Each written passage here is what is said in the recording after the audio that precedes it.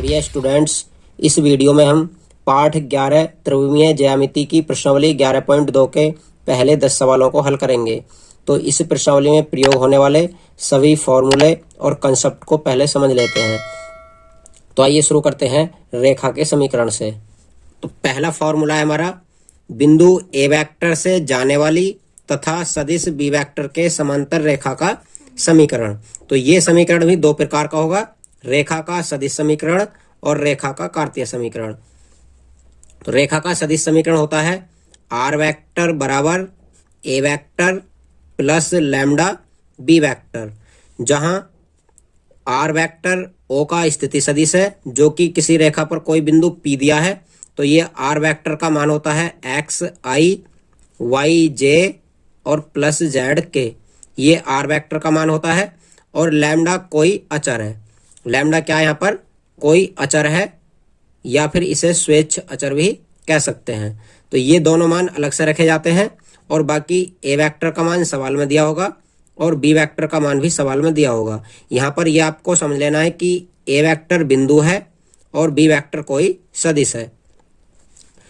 और इसी का कार्तीय समीकरण लिखना हमें, तो ये होता है x minus x1 upon A, y minus y1 upon B और z minus z1 upon C, जहां ए बी सी इस सदिश के कोफिशिएंट हैं और x1 y1 z1 इस बिंदु के कोफिशिएंट हैं।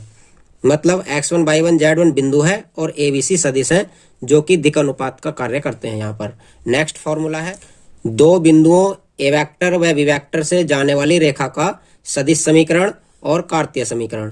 ये दोनों बिंदु हैं, यहाँ पर ए भी बिंदु है और बी भी बिंदु है, जबकि यहाँ पर ए बिंदु था और बी सदिश था।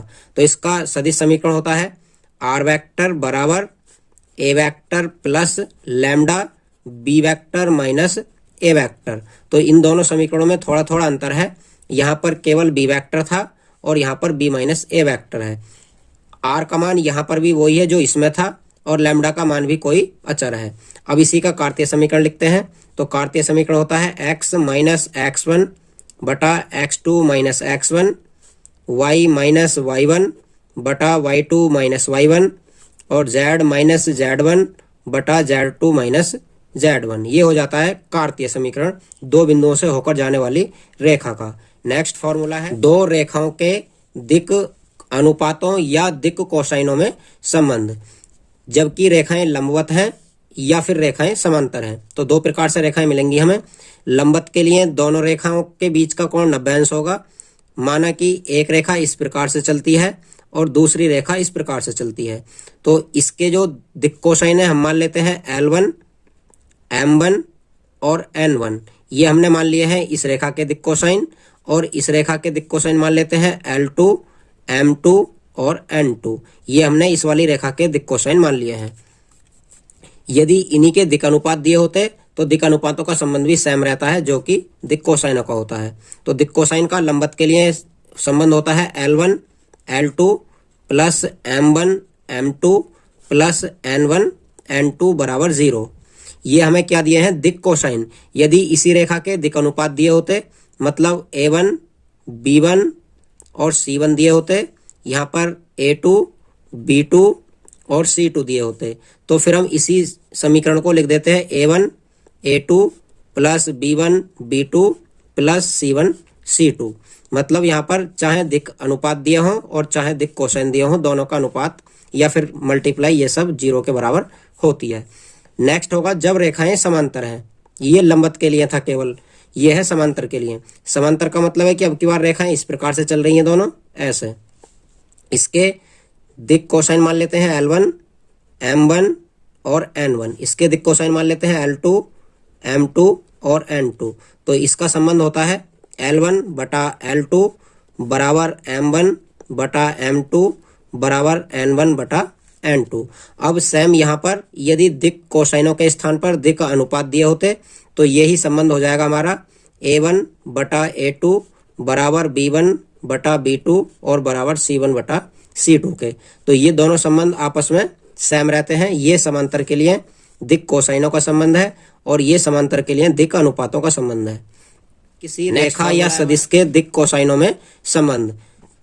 यदि किसी भी रेखा के या सदिश के दिक् कोसाइन एल, एम और एन दिए हैं तो इनका संबंध होता है L square plus M square plus N square बराबर 1 के। ये किसी भी रेखा या सदिश के दिक् कोसाइनों का संबंध है। यदि एल एम एन के मान हमें एल बराबर कोस एल्फा, एम बराबर कोस बीटा और एन बराबर कोस गामा दिया हो तो यही संबंध हो जाता है cos square alpha plus cos square beta और प्लस कोस स्क्वायर गामा के और बराबर 1। इसी संबंध को हम इस प्रकार से भी लिख सकते हैं जबकि हमें ये कोण दिए गए हो तब, और यदि दिक् कोसाइन दिए गए हैं तो यही फॉर्मूला अप्लाई होगा। चलिए करते हैं प्रश्नावली का पहला प्रश्न। पहला प्रश्न है, दर्शाइए कि दिक् कोसाइन 12/13 माइनस 3/13 माइनस 4/13 कॉमा ये पहले दिक् कोसाइन है, ये दूसरे दिक् कोसाइन है और ये तीसरे दिक् कोसाइन है वाली 3 रेखाएं परस्पर लंबवत हैं। मतलब ये 3 रेखाओं के दिक् कोसाइन दिए गए हैं और सिद्ध करके दिखाना है कि तीनों ही रेखाएं एक दूसरे पर लंबवत हैं। तो यहाँ पर हम लिख लेते हैं L1, M1, N1 तीनों के मान हैं हमारे पास L1, M1 और N1। इसके मान हमें दिए गए हैं 12/13 माइनस 3/13 माइनस 4/13 और दूसरी रेखा के दिक् कोसाइन दिए गए हैं L2, M2 और N2। ये हमें दिए गए हैं 4/13, 12/13 और 3/13। तीसरी रेखा के दिक् कोसाइन दिए गए हैं L3, M3 और N3 बराबर ये दिए गए हमें 3/13 माइनस 4/13 और 12/13। अब इन्हें दिखाना है हमें लंबवत। तो लंबवत के लिए अभी फॉर्मूला बताया था बिल्कुल क्या होता है, ये रेखा 1, ये रेखा 2 और ये रेखा 3, तीनों के लिए फॉर्मूला अप्लाई करेंगे। तो पहली लिख देंगे यहाँ पर रेखा 1 व 2 के लिए, रेखा 1 और 2 के लिए लिखेंगे L1, L2, M1, M2 और N1, N2 क्योंकि लंबवत के लिए यही संबंध होता है जो कि अभी आपको बताया था और बराबर हो जाता है 0। अब यहाँ पर मान रखते हैं ऊपर से L1 का मान 12/13 गुणा L2 का मान 4/13 है, फिर यहाँ पर M1 का माइनस का 3/13 गुणा M2 का 12/13 है क्योंकि यहाँ से M2 है ये और ये M1 है, ऐसी ये N1 है और ये N2 है, ये हो जाता है 12/13। फिर आगे चलते हैं तो ये है N1, N2, N1 का मान माइनस का 4/13 है और N2 का मान है 3/13। सभी की मल्टीप्लाई करके देखते हैं 0 आता है या नहीं आता है। पहला हो जाएगा 12 चौक 48 बटा 169 माइनस 12 तिया 36 बटा 169 माइनस 4 तिया 12 बटा 169 बराबर 0। सभी को जोड़कर देखते हैं तो ये 48 माइनस का 36 है और माइनस का 12, ये भी हो जाता है 48 और सभी का एलसीएम आ जाता है 169 बराबर 0। 48 से 48 जाएगा तो ये बचता है इधर 0 बराबर 0, अर्थात पहली और दूसरी रेखाएं लंबवत हैं। तो यहाँ पर लिख देंगे अतः पहली व दूसरी रेखाएं लंबवत हैं। अब इसी प्रकार से दूसरी और तीसरी रेखाओं को दिखाएंगे हम जैसा कि पहली और दूसरी दिखाई हैं। तो यहाँ पर लिख देते हैं रेखा 2 व 3 के लिए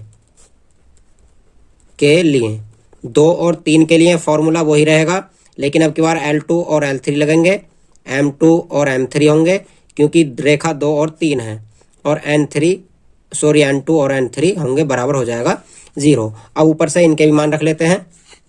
जब ऊपर से इनके मान रखते हैं तो L2 का मान है 4/13 गुणा L3 का मान है 3/13। मैं आपको ऊपर से दिखा देता हूँ थोड़ा थोड़ा। ये है हमारे मान और ये है हमारे मान, दोनों में से हम नीचे रख रहे हैं मानों को और ये हो जाता है आगे 12/13 और माइनस का 4/13। अब रखते हैं N2 का 3/13 और N3 का रखते हैं तो 12/13 बराबर हो जाएगा 0। इनकी भी मल्टीप्लाई कर देते हैं, 4 तिया 12/13 169, यहाँ से 12 चौक माइनस का 48/169 और ये प्लस का 12 तिया 36/169 69 बराबर 0। इन्हें भी जोड़कर देखते हैं तो 36 प्लस का है और 12 भी प्लस का है, ये हो जाते हैं 48 और माइनस के भी हमारे पास है 48 और बटा 169 बराबर 0 रहेगा। इधर से 0 बचेगा, 0 बराबर 0 हो जाएगा। तो यहाँ पर लिख देंगे अतः रेखा 2 और 3 भी लंबवत है। अतः रेखा 2 व 3 लंबवत हैं। अब दिखाते हैं हम पहली और तीसरी रेखा को, पहली और तीसरी को, क्योंकि पहली दूसरी दिखा दी, दूसरी और तीसरी दिखा दी। अब दिखाते हैं पहली और तीसरी रेखा को। यहां पर लिखेंगे हम रेखा 1 व 3 के लिए, 3 के लिए रेखा और एक और 3 के लिए लिखते हैं। तो ये हो जाता है L1 L3 M1 M3 और N1 N3। अब इनके मान भी ऊपर से रखते हैं, इनके मान रखते हैं तो ये हो जाता है 12/13 गुणा ये L1 का मान हुआ और ये L3 का हो जाएगा 3/13। फिर M1 का रखेंगे तो माइनस का 3/13 और M3 का रखेंगे माइनस का 4/13। इसी प्रकार N1 का रखेंगे 4/13 माइनस का है ये, और N3 का रखेंगे 12/13 बराबर हो जाएगा 0। 12 तिया 36/169 माइनस का 4 तिया 12/169, लेकिन ये माइनस माइनस प्लस हो जाएगा और ये माइनस का 12 चौक 48/169 बराबर हो जाता है 0 के।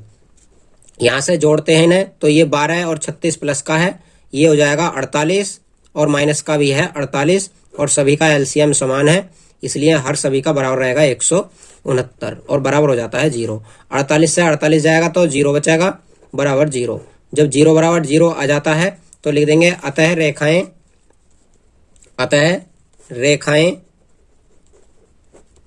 1 व 3 भी लंबवत हैं। पहला सवाल हमारा यहीं पर कंप्लीट हो जाता है, क्योंकि इस सवाल में यही पूछा था कि तीनों रेखाएं परस्पर लंबवत हैं या नहीं।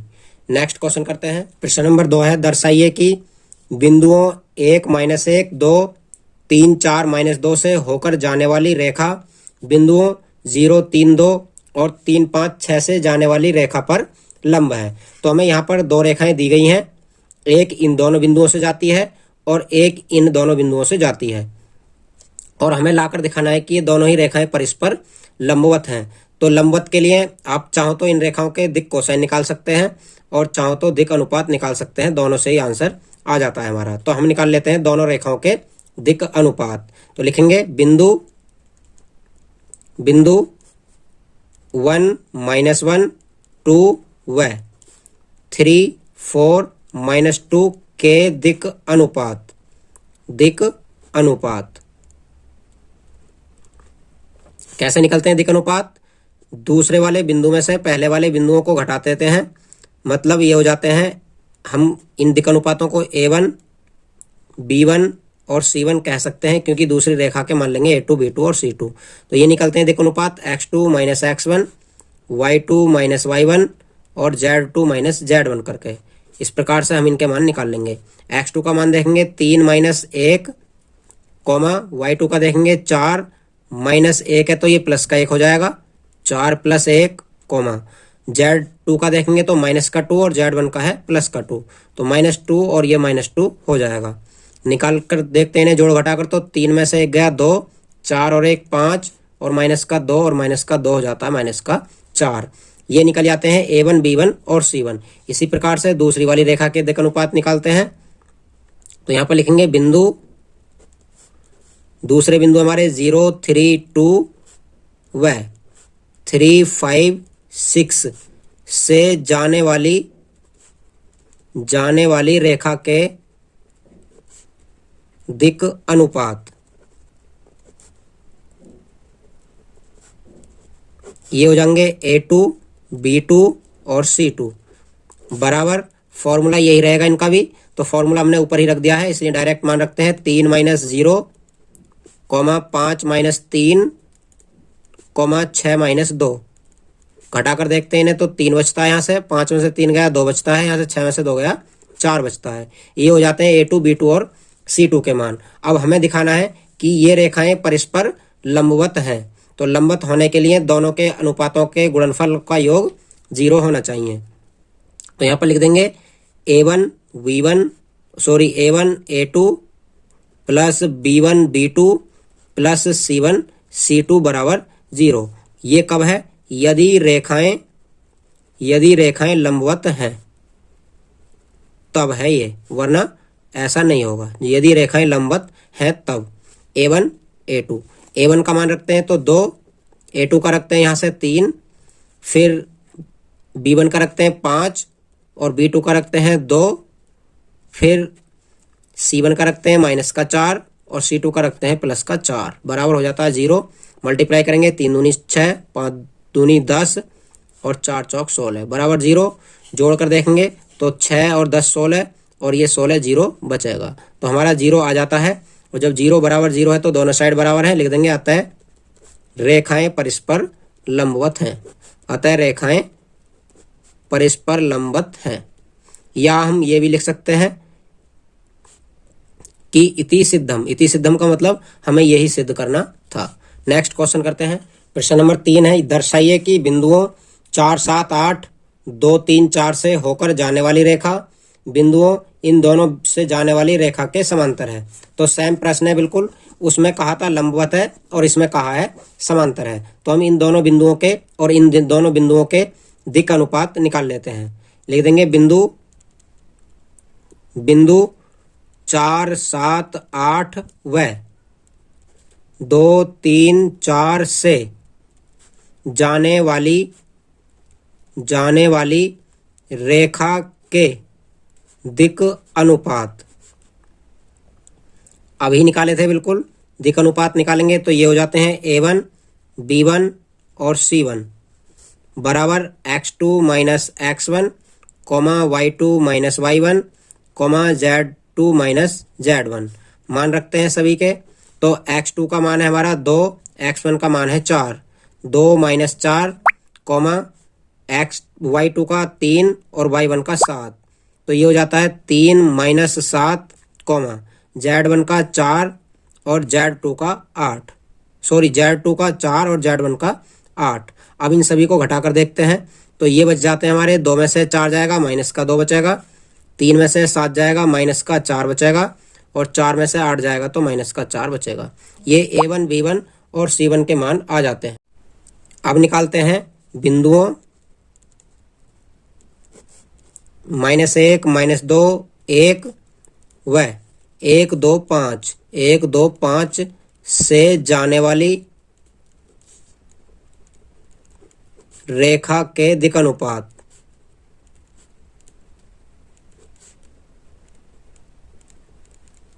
इसके दिक् अनुपात निकालते हैं तो मान लेते हैं A2 B2 और C2। इसके लिए फॉर्मूला वही अप्लाई होगा जो कि अभी लगाया था x2 - x1 वाला। तो यहाँ पर हम फॉर्मूला नहीं लगा रहे हैं। 1 - 1 करेंगे तो ये प्लस का 1 हो जाएगा, फिर 2 - 2 करेंगे ये भी प्लस का 2 हो जाएगा, फिर 5 - 1 हो जाएगा। घटाकर देखेंगे तो ये बचता है, यहाँ से 1 और 1 2 हो जाएगा, जुड़कर ये 2 और 2 4 हो जाएगा और इसे घटा देंगे तो ये भी 4 बचेगा। ये हमारे A2 B2 और C2 निकल जाते हैं। अब हमें दिखाना है कि रेखाएं परस्पर समांतर हैं। तो समांतर के लिए मैंने आपको प्रतिबंध वीडियो के शुरू में ही बता दिया है। यदि रेखाएं परस्पर समांतर हैं तब क्या होना चाहिए? A1 बटा A2 बराबर B1 बटा B2 और बराबर होना चाहिए C1 बटा C2। ये शुरू में ही वीडियो के बताया था। तो A1 का मान रख लेते हैं -2, A2 का मान रख लेते हैं 2 बराबर B1 का मान रख लेते हैं -4, B2 का रख लेते हैं +4 बराबर C1 का रख लेते हैं -4, C2 का रख लेते हैं +4। सभी आपस में कैंसिल हो जाएंगे, केवल माइनस का चिन्ह बचेगा और माइनस का चिन्ह भी आपस में पूरे को भाग दे देंगे तो वो भी कैंसिल हो जाएगा। या माइनस का कैंसिल करने की जरूरत नहीं है, यहाँ से -1 बचेगा, यहाँ से -1 और यहाँ से भी -1। सभी के अनुपात बराबर आ रहे हैं तीनों के, तो हमारी जो रेखाएं हैं वो समांतर हैं। तो यहाँ लिख देंगे अतः रेखाएं समांतर हैं। इतना ही हमें इसमें करना था। नेक्स्ट क्वेश्चन करते हैं।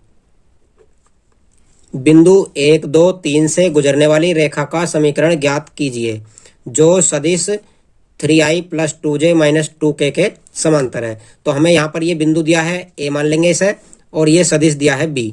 तो यहाँ पर लिख देते हैं बिंदु a वेक्टर बराबर, इसे हम स्थिति सदिश के रूप में लिख देंगे i प्लस 2j और प्लस 3k। इसी प्रकार से ये सदिश हो जाएगा b वेक्टर बराबर, यह है हमारा सदिश 3i प्लस 2j और माइनस 2k। अब हमें निकालना है रेखा का समीकरण। तो रेखा का समीकरण भी हमने वीडियो के शुरू में बता दिया है। क्या लिखा जाएगा यहाँ पर, बिंदु ए से जाने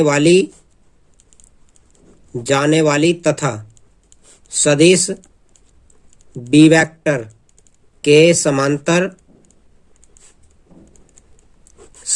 रेखा का समीकरण। तो रेखा का समीकरण लिख देते हैं हम, क्या होता है, आर वेक्टर बराबर ए प्लस लैम्डा बी वेक्टर। ये हमारा सदिश समीकरण होता है। तो आर वेक्टर सेम रहेगा, केवल यहाँ पर हमें ए और बी के मान रखने हैं। ए का मान है आई प्लस 2j प्लस 3k, ये ए का मान हो जाता है प्लस, और लैम्डा के साथ बी का मान रखते हैं 3i प्लस 2j माइनस का 2k। इस प्रकार से हमारा सवाल नंबर 4 भी कंप्लीट हो जाता है। नेक्स्ट सवाल करते हैं। प्रश्न नंबर 5 है, बिंदु जिसकी स्थिति सदिश 2i minus j plus 4k से गुजरने वाली वह सदिश i plus 2j minus k की दिशा में जाने वाली रेखा का सदिश और कार्तीय रूपों में समीकरण ज्ञात कीजिए। तो सेम प्रश्न है ऊपर की तरह, केवल इसमें सदिश और कार्तीय दोनों पूछे हैं और उसमें केवल समीकरण सदिश पूछा था। तो हम लिख देते हैं बिंदु ए वेक्टर से जाने वाली तथा सदिश बी वेक्टर, यहां से पूछा सदिश बी वेक्टर की दिशा में, या आप कह सकते हैं बी वेक्टर के समांतर। तो यहां पर हम की दिशा में लिख देते हैं, की दिशा में जाने वाली रेखा का सदिश समीकरण।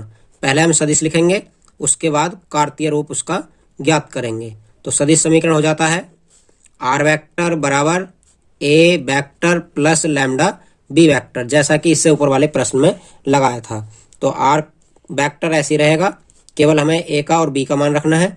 ए का मान है हमारा ये वाला 2i minus j plus 4k, plus लगाकर लैम्डा का मान रख देंगे। लैम्डा का मान है हमारा i plus 2j minus k, i plus 2j minus k। ये हुआ सदिश समीकरण। अब ज्ञात करना है हमें कार्तीय समीकरण। तो कार्तीय समीकरण ज्ञात करने के लिए हम r के स्थान पर r का मान रख देते हैं, जो कि होता है xi बाई j और zk, और दोनों तरफ i j k के गुणांकों की तुलना कर लेंगे। तो यहाँ पर लिख देते हैं r बराबर xi प्लस वाई जे प्लस zk रखने पर, ये r का स्थिति सदिश होता है। तो r के स्थान पर हम रखेंगे xi प्लस वाई जे प्लस zk बराबर सेम रहेगा 2i cap minus j cap plus 4k cap, plus आप चाहो तो लैम्डा के अंदर मल्टीप्लाई कर सकते हो और चाहो तो कॉमन ही रहने दो, माइनस k कैप। अब यहाँ पर लिख देंगे i कॉमा j व k गुणांकों की तुलना करने पर।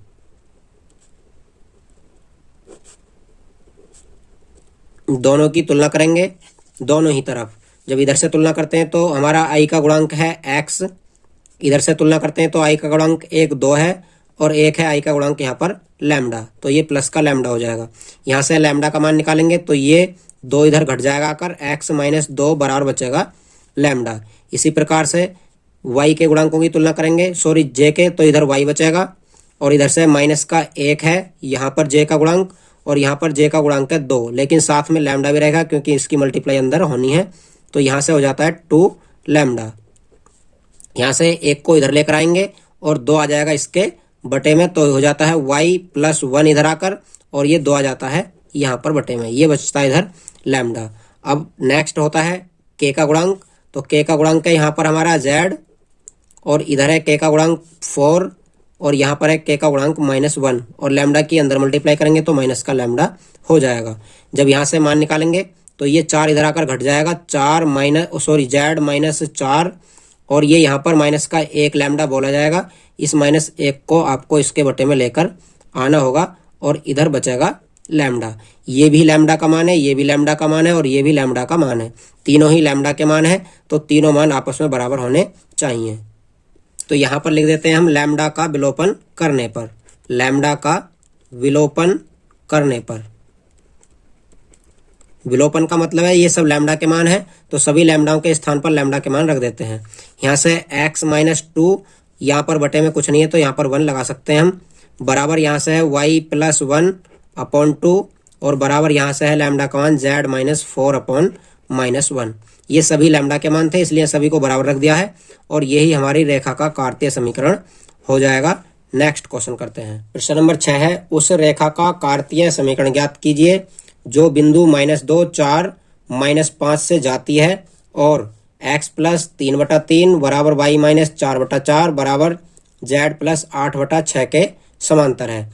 तो हमें समांतर रेखा का समीकरण पूछा है और समांतर रेखाओं के समीकरणों के जो होते हैं दिक् अनुपात वो बदलते नहीं है। मतलब 3, 4, 5 जो होंगे ये उसी रेखा के दिक् अनुपात होंगे जो कि इस बिंदु से भी जाएगी। तो केवल और केवल ये बिंदु चेंज होंगे। तो हम लिख देते हैं बिंदु, इन बिंदुओं को मान लेते हैं x1, y1 और z1 बराबर -2, 4, -5। अब इस बिंदु से जाने वाली मतलब x1, y1 से जाने वाली रेखा का समीकरण लिखते हैं हम और यहाँ से हम a, b, c के मान भी लिख देते हैं क्योंकि ये a, b, c के मान है। चाहो तो आप इन्हें दिक् अनुपात कह सकते हो। दिक् अनुपात, दिक् अनुपात है हमारे a, b, c बराबर है 3, 4, 6, 3, 4, 6। अब लिखेंगे रेखा का कार्तीय समीकरण,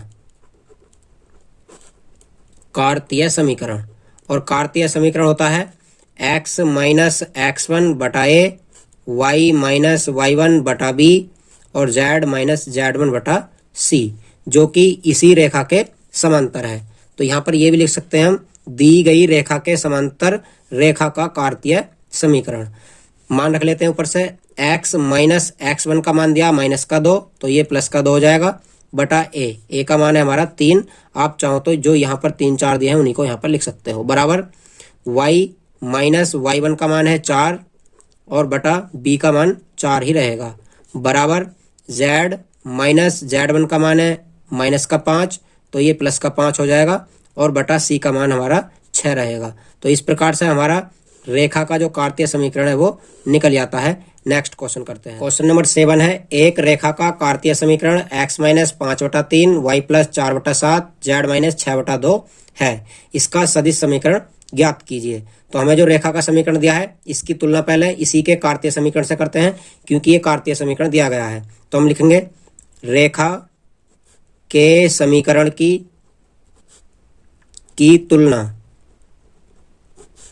समीकरण x-x1/a y-y1 ये नहीं है, यह है y1/b और z-z1/c से करने पर जब इससे तुलना करते हैं हम तो x से x कट जाता है, x1 के स्थान पर 5 बचता है तो ये हो जाएगा x1 बराबर 5, यहाँ से y1 बराबर -4 हो जाएगा। यह यहाँ पर लिख देते हैं y1 बराबर -4 और ये z1 बराबर 6। ये हमारे इस प्रकार से 3 बिंदु निकल जाते हैं और जो a b c हैं उनके मान नीचे से आते हैं। a का मान आ जाता है 3, b का मान आ जाता है 7 और c का मान आ जाता है 2। ये दिया है हमें कार्तीय समीकरण का। a b c अनुपात थे और ये x1 y1 z1 बिंदु थे। अब चाहो तो आप इनके स्थिति सदिश लिख सकते हैं। तो हम लिखेंगे x1 y1 z1 का स्थिति सदिश, इसका स्थिति सदिश हो जाएगा।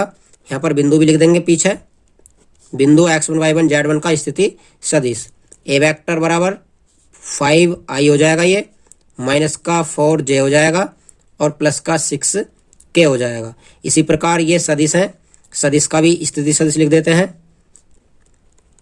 सदिश का स्थिति सदिश,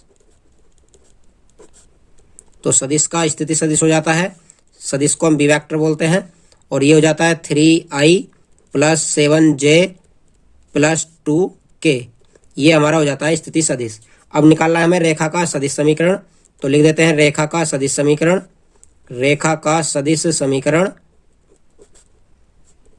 रेखा का सदिश समीकरण होता है आर वेक्टर बराबर A vector plus lambda B vector. A और बी के मान रखने हैं केवल, और आंसर हमारा तैयार है।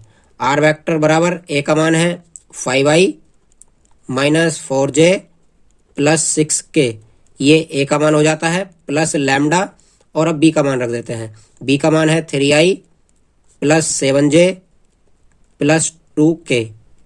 इस प्रकार से हमारा रेखा का सदिश समीकरण निकल जाता है। नेक्स्ट क्वेश्चन करते हैं।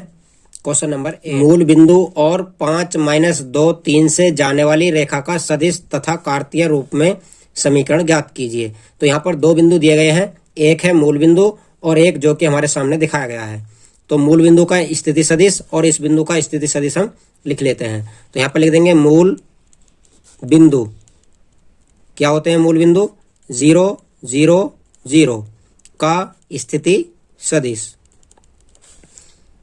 और यहाँ पर हमें दो बिंदु दिए गए हैं, इसलिए दोनों के ही स्थिति सदिश लिख देंगे, और दो बिंदुओं से जाने वाली रेखा का समीकरण हम वीडियो के शुरू में बता चुके हैं। तो ये पहले बिंदु को जो मूल बिंदु है उसे मान लेते हैं, ए बराबर 0i 0j और 0k। इसी प्रकार दूसरा बिंदु दिया गया हमें, बिंदु 5 माइनस 2 3 का स्थिति सदिश, इसे हम मान लेते हैं बी वेक्टर। तो बी वेक्टर बराबर हो जाता है 5i कैप 2j और 3k। अब हमें निकालना है दोनों बिंदुओं से होकर जाने वाली रेखा का समीकरण। तो यहाँ पर लिख देंगे बिंदु ए वेक्टर व बी वेक्टर से जाने वाली रेखा का समीकरण। और यहाँ पर कार्तीय और सदिश दोनों ही पूछे हैं, तो हम पहले निकालेंगे सदिश और उसके बाद निकालेंगे कार्तीय। तो सदिश समीकरण होता है आर वेक्टर बराबर A vector plus lambda B minus A vector. ये होता है हमारा दो बिंदुओं से होकर जाने वाली रेखा का सदिश समीकरण। तो आर का मान सेम रहेगा, केवल ए का मान रखना है। तो ए का मान है हमारा पूरा 0, तो ये हो जाएगा 0i 0j और 0k। इसी प्रकार से प्लस लैम्डा, और बी का मान रखेंगे, बी का मान है हमारा 5i minus 2j plus 3k, minus यहाँ से घटाएंगे ए का मान, तो ए का मान हो जाएगा हमारा 0i 0j और 0k। इन्हें घटाने से कोई अंतर नहीं पड़ता है, लेकिन फिर भी जो मान दिया है वो हमें यहाँ पर शो करना है। ये 0 हो जाएगा पूरा, केवल ये बचता है लैम्डा के साथ में 5i माइनस 2j और प्लस का 3k। ये हो जाता है रेखा का सदिश समीकरण। अब हमें निकालना है रेखा का कार्तीय समीकरण। तो कार्तीय समीकरण निकालने के लिए हम r के स्थान पर xi yj और z के रख लेते हैं। अब लिखेंगे हम xi yj और z के, ये किसके स्थान पर रखें हमने, r के स्थान पर, बराबर लैम्डा 5i माइनस 2j और प्लस का 3k। यहाँ से हम i j व k गुणांकों की तुलना करने पर, जब इनकी तुलना करेंगे हम, तो हमें प्राप्त होता है इधर से x बराबर, इधर से प्राप्त होता है i का गुणांक 5 लैम्डा।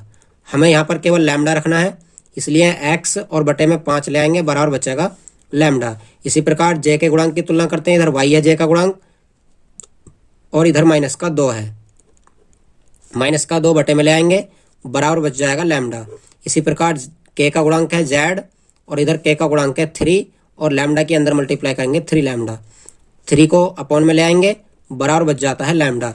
ये तीनों ही लैम्डा के मान है। जब तीनों लैम्डा के मान है तो तीनों मान आपस में क्या होने चाहिए, इक्वल होने चाहिए। तो यहाँ पर लिख देते हैं लैम्डा का विलोपन करने पर, विलोपन का मतलब यहाँ पर है ये कि ये हमारा x बटा 5 है, ये किसका मान है, लैम्डा का, और जो लैम्डा का मान है वो हम यहाँ से रख देंगे माइनस का y बटा माइनस का 2, और ये भी किसका मान है, लैम्डा का, और लैम्डा का मान फिर यहाँ से रख देंगे z/3। इस प्रकार से तीनों लैम्डाओं के मान बराबर करके रख देते हैं और लैम्डा यहाँ से हट जाता है। तो ये हो जाता है हमारा कार्तीय रूप रेखा का। नेक्स्ट क्वेश्चन करते हैं, क्वेश्चन नंबर 9। बिंदुओं 3, -2, -5 और 3, -2, 6 से गुजरने वाली रेखा का सदिश तथा कार्तीय रूपों में समीकरण ज्ञात कीजिए। यहाँ पर भी हमें दो ही बिंदु दिए गए हैं और दोनों से जाने वाली रेखा का सदिश और कार्तीय समीकरण निकालना है। तो यहाँ पर लिख देते हैं बिंदु ए, और ए का क्या लिखेंगे हम, स्थिति सदिश, तो वो हो जाएगा 3i - 2j - 5k। और दूसरा बिंदु लिखेंगे बी, इसका स्थिति सदिश भी हमें हो जाएगा 3i - 2j और प्लस का 6k। अब हमें निकालना है पहले सदिश रूप, फिर निकालना है कार्तीय रूप। तो लिख देंगे सदिश रूप या फिर लिख देंगे सदिश समीकरण। सदिश समीकरण किसका है, ये यहाँ पर लिख भी देते हैं, ए वेक्टर, बिंदु ए वेक्टर व बी वेक्टर से जाने वाली रेखा का सदिश समीकरण।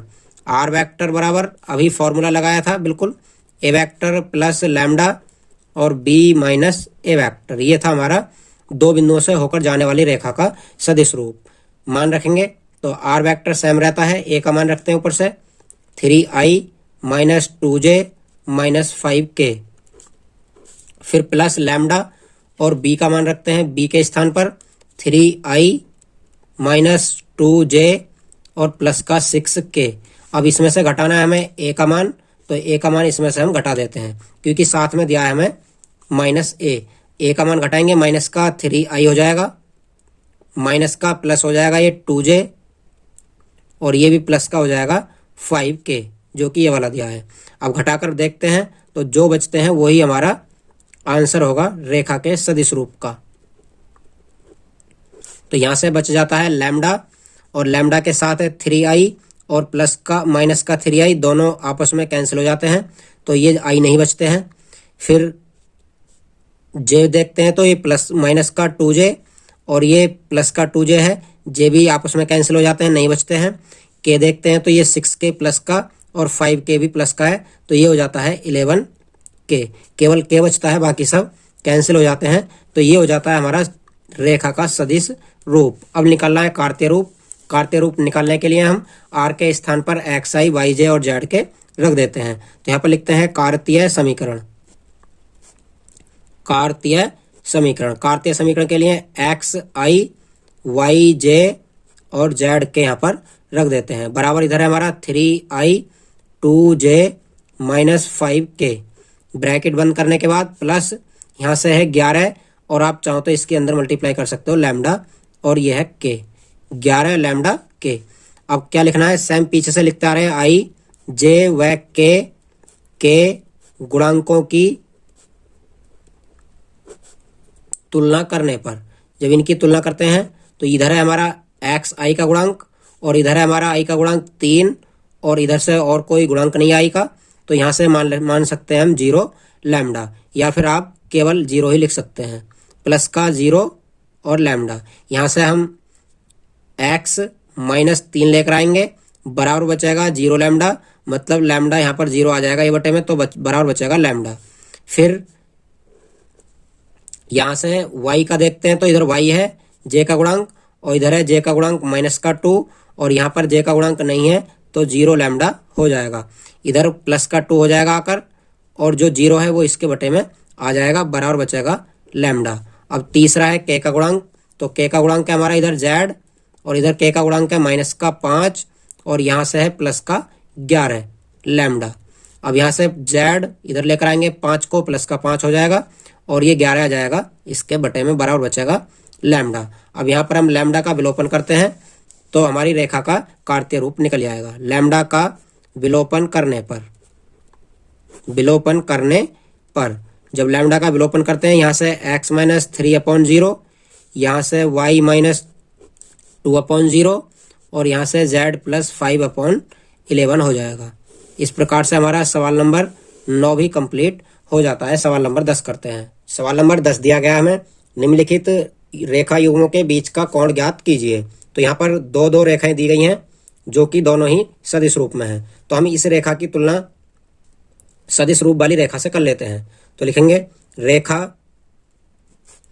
r वेक्टर बराबर a vector plus lambda b vector से तुलना करने पर, जब इसकी तुलना करेंगे हम तो यहाँ से a के और b के मान निकल जाएंगे करने पर। लेकिन कोण ज्ञात करने के लिए हमें केवल a के मानों की जरूरत होती है, b के मानों की जरूरत होती है। तो जो r है हमारा, r से तो r कट ही जाएगा, a का मान ये बचता है जो यहाँ से और यहाँ तक है, ये a का मान है, और जो ये ब्रैकेट में है ये b का मान है। ये b1 का मान हो जाएगा पहली वाली रेखा से, और दूसरी वाली रेखा से हो जाएगा ये b2 का मान। तो इस प्रकार से हम दोनों के बीच का कोण आसानी से ज्ञात कर लेंगे। तो यहाँ पर लिख देते हैं हम b1 बराबर 3i plus 2j plus 6k, और b2 बराबर हो जाएगा यहाँ से i प्लस 2j और प्लस का 2k।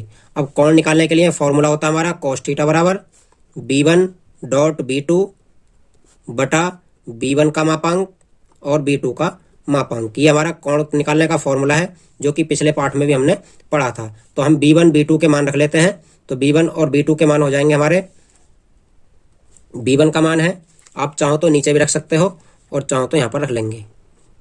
b1 का मान रखेंगे तो 3i plus 2j plus 6k dot b2 का रखेंगे i प्लस 2j प्लस का 2k, और बटे में इन्हीं का मापांक रखना है। अब अंडर रूट के अंदर मापांक निकलता है हमारा 3 का स्क्वायर, मतलब i के गुणांक का स्क्वायर, फिर j के गुणांक का स्क्वायर, फिर k के गुणांक का स्क्वायर। दूसरे अंडर रूट में b2 का निकलेगा 1 का स्क्वायर, यहाँ से 2 का स्क्वायर और यहाँ से भी 2 का स्क्वायर। ये मल्टीप्लाई करते हैं i के गुणांक की i के गुणांक में 3 हो जाएगा, j के गुणांक की j के गुणांक में करते हैं 4 हो जाएगा, और k के गुणांक की करते हैं तो 6 दूनी 12 हो जाएगा। इस प्रकार से हमारी ऊपर की मल्टीप्लाई हो जाती है। नीचे का जोड़ते हैं, ये 3 तिया 9, 2 दूनी 4 और 6 छंग 36। इसी प्रकार से दूसरा वाला करते हैं 1 4 और 4, जोड़ कर देखते हैं तो ऊपर का 3 4 7 और 12 हो जाएगा 19, और नीचे का जोड़ते हैं तो ये हो जाएगा 36 4 40 और 9 49, और ये हो जाता है 4 4 8 और 1 9।